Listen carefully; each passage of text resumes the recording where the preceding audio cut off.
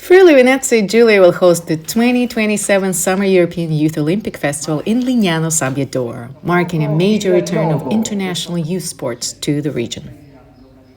Internazionale, un evento che abbiamo vissuto per quanto riguarda gli sport invernali nel 2023, con gli EYOF che hanno coinvolto la nostra montagna, adesso con gli estivi che hanno una partecipazione ancora più numerosa e soprattutto mette Lignano e tutto il Friuli Venezia Giulia al centro dell'attenzione internazionale, oltretutto che guarda i giovani e quindi anche trasmette dei valori importanti che solo lo sport è in grado di fare.